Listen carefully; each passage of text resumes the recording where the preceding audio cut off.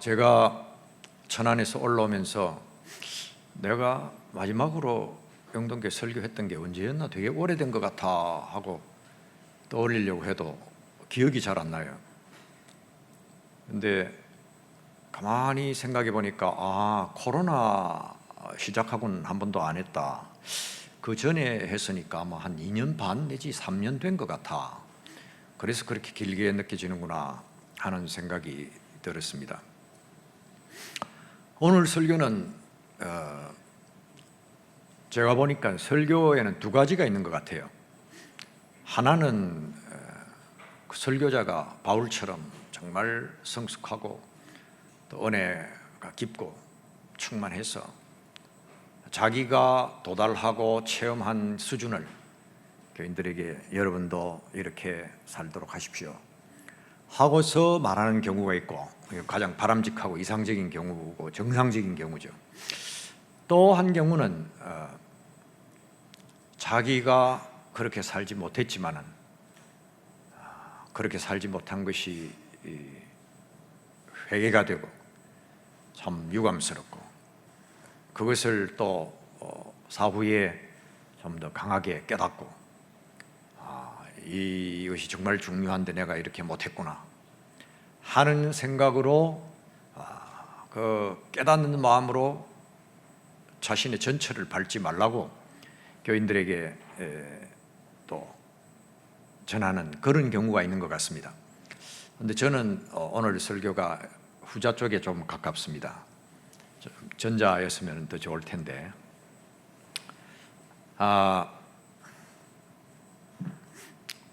복 받는 방법은 인생에서 가장 중요한 주제입니다. 아무도 불행하고 비참하고 저주스러운 삶을 살고 싶은 사람은 없습니다. 모든 사람이 축복된 삶을 살기 위해서 평생을 나름대로 애쓰고 발버둥칩니다. 그러나 얼마나 되는 사람들이 정말 참된 만족과 행복을 누리면서 살다가 죽는지 모르겠습니다.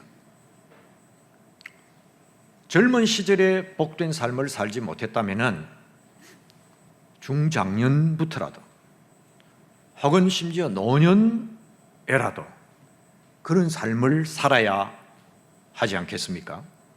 무엇보다도 영원한 세계에서는 복된 삶을 살 수 있어야 할 것입니다. 하나님께서는 우리의 모든 생명이 참된 의미에서 복되기를 원하십니다. 대표적인 말씀이 예레미야 29장 11절입니다. 여호와의 말씀이니라. 너희를 향한 나의 생각을 내가 아나니 평안이요 재앙이 아니니라. 너희에게 미래와 희망을 주는 것이니라. 여기에 영어 성경에 보면은 너희를 향한 나의 생각, 이 생각이라는 단어가 플랜으로 되어 있습니다. 너희를 향한 나의 계획은 평안은 prosperity, 번영으로 되어 있습니다. 번영이요 재앙이 아니다.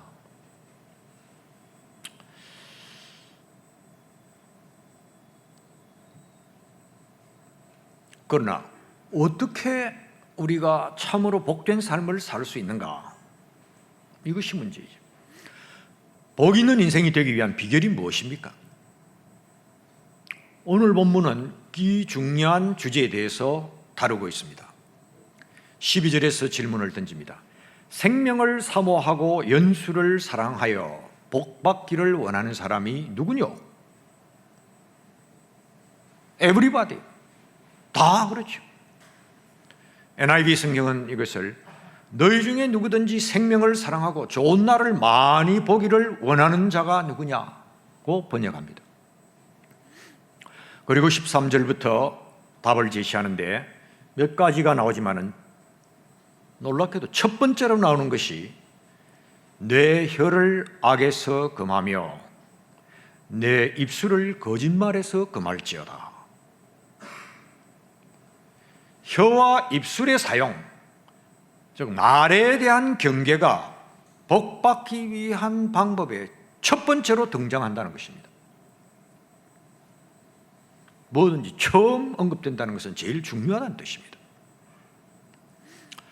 그 뒤에도 두 가지 나오지만은 오늘 시간 관계상 제일 중요한 이 문제에 집중해서 같이 말씀을 상고하려고 합니다. 나이가 든 사람들 중에는 내가 인생을 살 만큼 살았고 신앙생활도 수십 년 했는데 나 같은 사람한테 무슨 말조심, 입조심 이런 초보적인 설교는 시시하고 유치하고 진부하다 이렇게 생각할 사람들이 있을지 모르겠습니다. 그러나 성경은 그렇게 생각하지 않습니다. 야고보 3장 2절에 보면은 사도라는 위치에 있는 야고보를 포함해서 우리가 다 실수가 많으니 만일 말에 실수가 없는 자라면 곧 온전한 사람이라 능히 온몸도 굴레 씌우리라 해서 혀와 입술을 다스릴 수 있으면 그 사람은 완전한 사람이라는 것입니다. 그리고 모든 행실과 삶 전체를 올바르게 조정하고 통제하는 단계에 이른 사람이라는 것입니다. 우리 중에 그런 사람이 있습니까?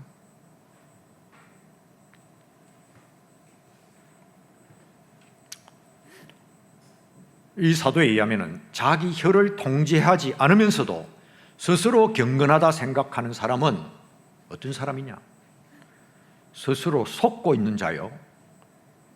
그런 신앙은 무가치한 것이라고 단정합니다. 야고보 1장 26절에 누구든지 스스로 경건하다 생각하며 자기 혀를 제갈 물리지 아니하고 자기 마음을 속이면 이 사람의 경건은 헛것이라. 헛것이다. 영어에는 worthless, 무가치하다. 자기 마음을 속인다는 것은 스스로 속는 자라는 뜻입니다. 말이 이처럼 중요한 이유가 무엇일까요? 입술과 혀를 어떻게 사용하느냐가 복받는 결정적인 열쇠가 되는 이유가 무엇입니까? 그것은 말이 영혼의 거울이기 때문입니다. 말은 그 사람의 인격과 마음의 표출입니다. 하나님은 사람의 외모가 아니라 중심을 보신다 했는데 한글 성경에 중심이 영어에는 하트로 되어 있습니다. 마음. 말은 우리 내면을 노출합니다. 물론 일시적으로는 가식적인 말을 할 수 있습니다. 그러나 일상적으로 그럴 수 있는 사람은 아무도 없다고 생각합니다. 만일 24시간 계속해서 의도적이고 계산적으로 가식적인 말을 하려고 하는 사람이 있다면 그 사람은 아마 며칠 못 가서 응급실에 들어가야 될 것입니다. 피곤해서 견딜 수가 없죠. 옆에 있는 사람들, 가족들한테까지 그렇게 하면 제정신이 되겠습니까?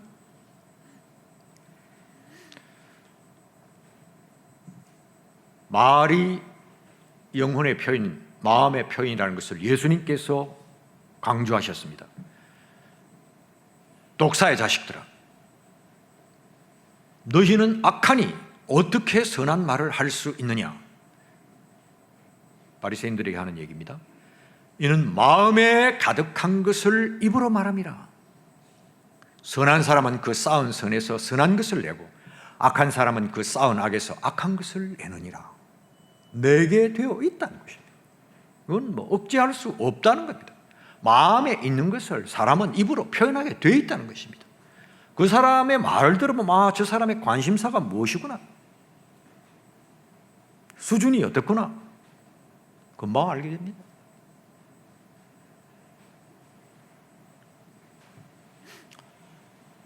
성경은 우리가 하는 말이 자신의 생사화복을 결정한다고 말씀합니다.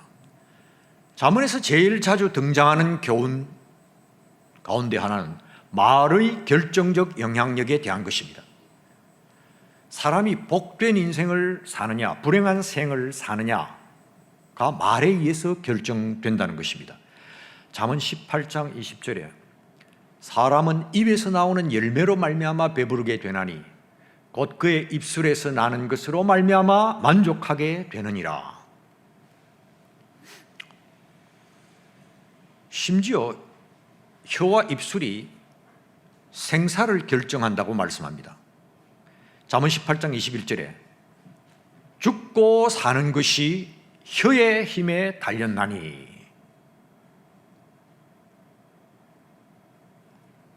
죽고 사 A matter of life and death. 죽고 사는 문제라는 거예요. 말이 A matter of life and death. 생명과 죽음의 문제예요.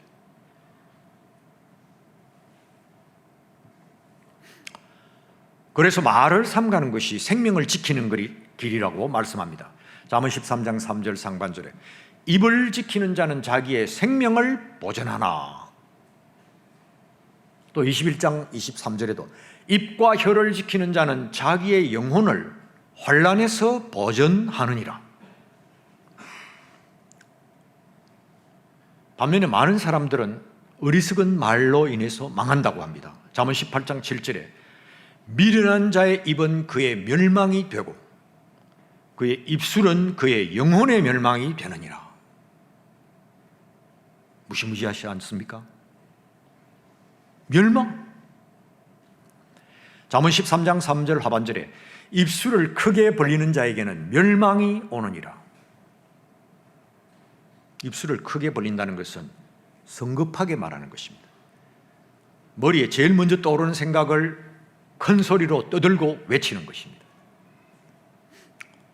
요즘 정치인들이 함부로 준비도 없이 말하다가 국민들의 지지를 잃어버렸다는 보도를 많이 접합니다. 잠언 18장 21절 말씀 그대로입니다. 혀를 쓰기 좋아하는 자는 혀의 열매를 먹으리라. 꼭 정치인만이 아니라 세상에는 혀를 통제하지 못해 파멸에 이른 사람들이 많습니다.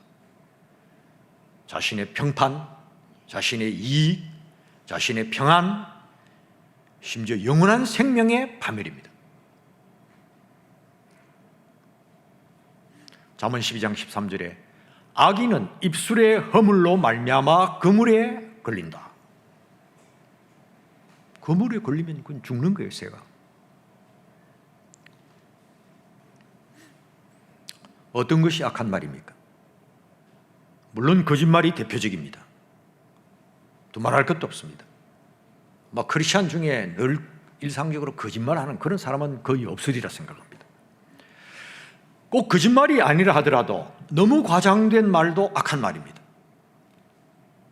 또 흔한 것인데 흠담, 비방, 중상, 판단, 정죄, 음담패설, 뒤틀리고 꼬인 말, 남의 속을 긁는 말, 잠언 12장 18절에 보면 칼로 찌름같이 함부로 하는 말, 이런 것이 악한 말입니다.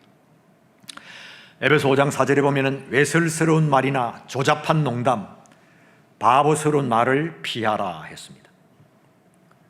골로새 3장 8절로 10절에서도 이제는 너희가 이 모든 것을 벗어버리라. 곧 분함과 노염과 악의와 다음에 비방과 너희 입에 부끄러운 말이라. 너희가 서로 거짓말을 하지 말라. 반면에 선한 말은 어떤 말입니까? 공감하고 이해하는 말, 위로하고 격려하는 말, 칭찬하고 인정하는 말, 용서하고 용납하는 말, 감사하고 사과하는 말, 사랑하고 축복하고 축하하는 말. 한마디로 생명을 살리는 말입니다.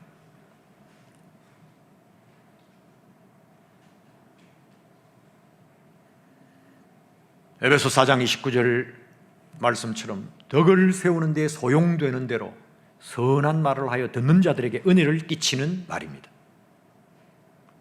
덕을 세운다 하는 말은 우리가 잘 안 쓰는 한국어인데 영어에 보면 다른 사람들의 필요에 따라 그들을 칭찬하고 격려해서 듣는 자들이 유익을 얻게 하라 하는 뜻입니다. 세워준다, 일으켜주고 살려주고 생기를 북돋아주고 힘이 나게 하는 그 말이 덕을 세우는 말입니다. build up, 영어로는. 선하고 지혜로운 말은 사람을 치유하는 좋은 약이 된다고 잠언 12장 18절이 말씀합니다. 지혜로운 자의 혀는 양약과 같으니라. 사랑과 선의에서 우러나오는 시적절한 말에는 말할 수 없는 큰 유익이 있습니다. 잠언 15장 23절에 사람은 그 입의 대답으로 말미암아 기쁨을 얻나니 때에 맞는 말이 얼마나 아름다운고. 때에 맞는 정은이나 중재의 말은 생명을 건집니다. 자칫 원수로 지낼 수 있었던 사람들을 화해시킴으로써 하나님의 자녀라는 일컬음을 얻습니다.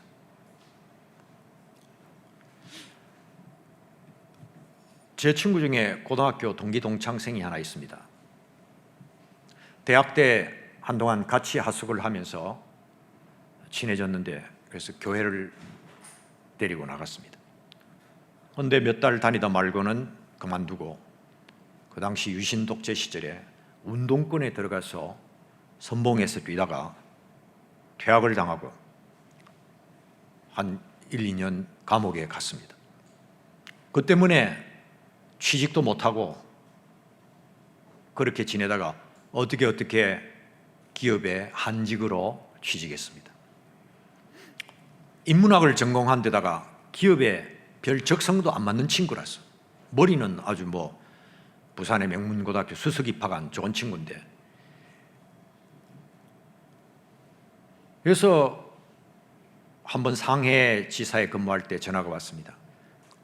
야, 낙흥아, 이제 나는 들어가면은 명예퇴직할 것 같아. 부장으로 끝날 것 같아. 걱정이 좀 되는 모양이었어요. 그런데 얼마 뒤에 자기 표현에 의하면은 운칠기삼, 운이 7할이고 기량이 3할로 중력이 됐어요. 그러더니 조금 있으니까 우리가 수시로 이용하는 어느 큰 항공사의 부산 자회사 사장이 되었어요. 그래가지고 6년간을 두 텀을 근무를 해요. 신기하다 했는데 조금 있으니까 서울 본사 사장으로 부름을 받았어요. 그래서 우리가 다 대단하네, 저 친구가 경영 능력이 있나. 그 무렵에 제가 건강이 나빠졌다는 것을 이 친구가 소식을 어디서 듣고서 전화를 해왔습니다. 저는 그때 심신이 심히 저조한 상태였습니다.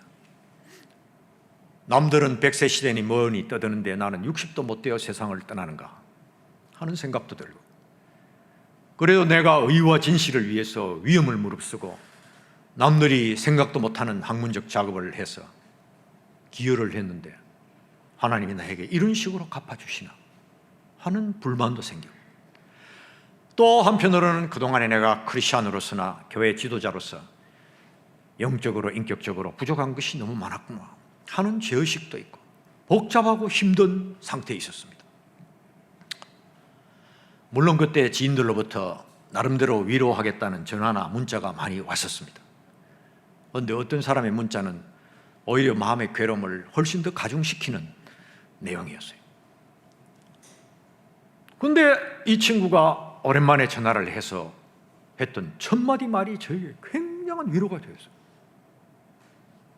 야, 이 친구 이런 말을 할 수 있는 이런 공감 능력이 있으니까 이 큰 대기업의 CEO를 벌써 10년 가까이 하는구나. 무슨 말이었냐면, 우리 나이에 무슨 일이 일어난들 이상하게 여기겠나 그러는 거예요. 이 말 속에 담긴 함의는 지금 네가 당하는 것과 같은 그런 일들은 우리 또래의 누구에게나 일어날 수 있는 일이니까 네가 뭘 특별히 잘못해서 그렇게 되었다고 자책감을 갖지 마. 욥의 친구들은 그런 식으로 요업을 위로한답시고 하지 않았습니까? 또 다른 의미는, 야, 우리 나이가 되면 누구나 그런 일 또는 그보다 더한 일도 당할 수 있으니까 네가 불운하다고 상심하지 마 하는 그런 의미도 담겨 있었습니다. 나중에 그 회사 사원들이 이 친구를 진정으로 존경한다 하는 소문을 제가 어떤 루트를 통해서 듣게 되었는데, 충분히 그럴 만하다. 목사라도 나는 저런 말을, 저런 경우에 도저히 생각할 수 없겠다.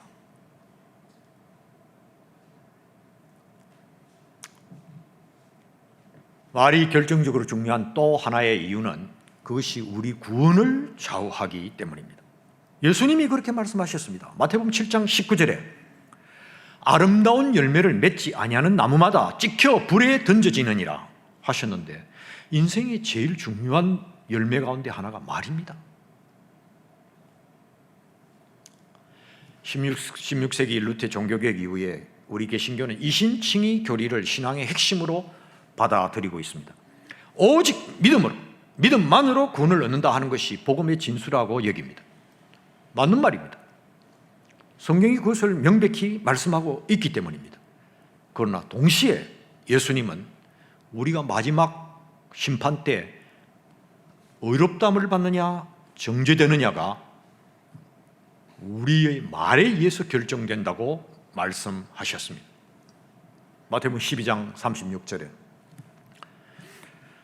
내가 너희에게 이르노니 사람이 무슨 무익한 말을 하든지 심판날에 이에 대하여 신문을 받으리니 네 말로 의롭다함을 받고 네 말로 정죄함을 받으리라.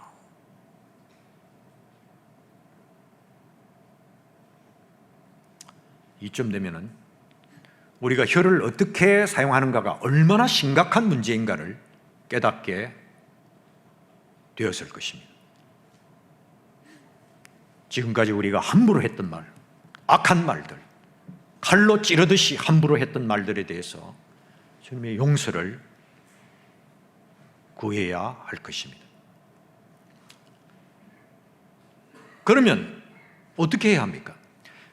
선한 말을 해야 하겠는데 어떻게 하면 선한 말을 할 수가 있습니까? 선한 말 하는 거 여러분 쉬운 일 아닙니다. 진심에서 우러나오는 축하하고 축복하고 쉬운 겁니까? 남이 잘 될 때? 먼저 사람 자체가 선해져야 됩니다. 선한 마음이 있어야 선한 말이 나온다고 예수님이 말씀하셨죠. 마태복음 12장 34절에 너희는 악하니 어떻게 선한 말을 할 수 있느냐? 이는 마음에 가득한 것을 입으로 말함이라. 마음에 뭐가 있느냐가 말을 결정하는 거예요. 마태복음 7장 17절로 18절에서도 좋은 나무마다 아름다운 열매를 맺고 못된 나무가 나쁜 열매를 맺나니 좋은 나무가 나쁜 열매를 맺을 수 없고 못된 나무가 아름다운 열매를 맺을 수 없느니라. 이름으로 그들의 열매로 그들을 알리라.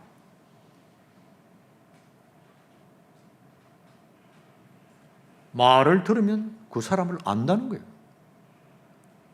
말과 사람이 따로 놀 수 없다는 것입니다. 그러니 말 가지고 심판한다 그래서 무슨 할 말이 있겠습니까?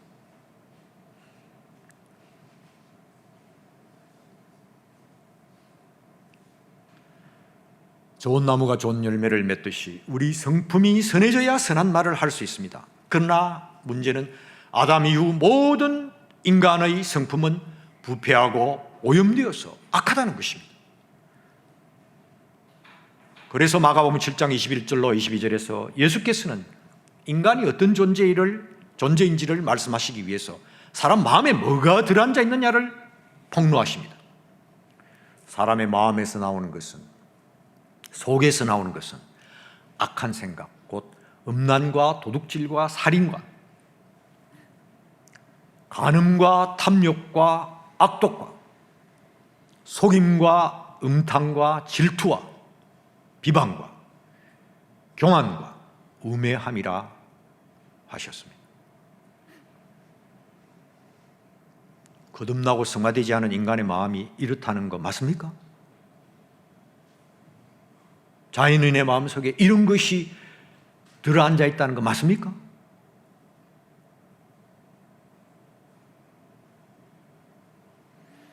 이런 마음에서 어떻게 선한 말이 나올 수 있겠는가 하는 것입니다.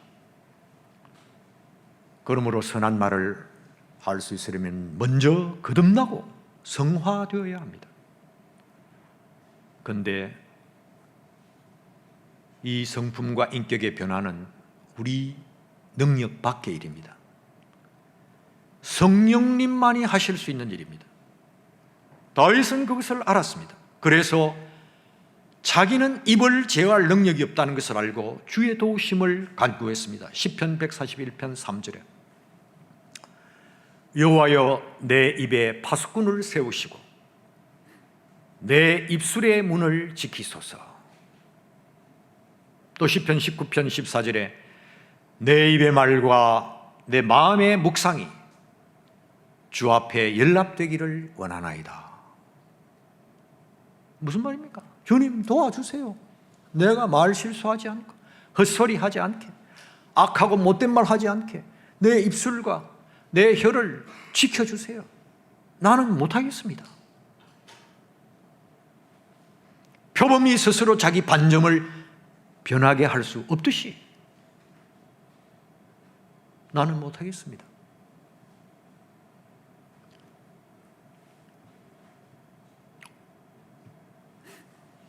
말씀을 맺습니다. 복 있는 인생이 되는 가장 중요한 길은 입과 혀를 지켜 선한 말을 하는 것입니다. 우리가 흔히 하는 말로 한 번 말하기 전에 두 번 생각하고 악한 생각이 떠오르면 입에 손을 대고 입술을 제갈먹여서 그 발설을 억제하는 것입니다. 그렇게 할 때 우리는 많은 죄책감과 후회와 슬픔을 면하게 됩니다. 쓰라린 회한의 시간을 가질 필요가 없게 됩니다. 자신에 대한 다른 사람들의 나쁜 인상과 기억을 만들지 않을 수 있습니다. 불쾌하고 밉살스러운 깊이 인물이 되지 않습니다. 자연인의 본성은 부패하기 때문에 그 마음으로부터는 끊임없이 부패한 말들이 솟구쳐 올라옵니다. 용광로에서 불티가 끊임없이 튀어오르듯이 샘이 물을 끊임없이 솟아내듯이 우리의 타락한 본성에서는 모든 종류의 악한 말들, 거짓말, 비방, 중상, 욕설, 더러운 말, 어리석고 실없는 소리, 판단과 정죄의 말이 나옵니다. 이런 것을 심히 두려워하고 미워해야 합니다.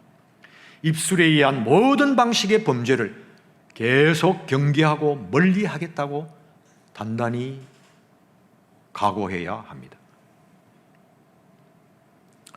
말로 자기 생사 화복을 결정하고 다른 사람의 생사를 좌우할 수 있습니다. 그렇다면 말할 줄 아는 능력을 가진 우리 모두는 선한 말을 하도록 최선을 다해야 하지 않겠습니까? 우리 입술에서 공감과 이해의 말, 위로와 격려의 말, 칭찬과 인정의 말, 용서와 용납의 말, 감사와 사과, 사랑과 축복과 축하의 말이 넘쳐흘러서 우리 주위의 생명들과 우리 자신을 살리고 금생과 내생에서 많은 복을 누리는 인생들이 다 될 수 있기를 주의 이름으로 축원합니다.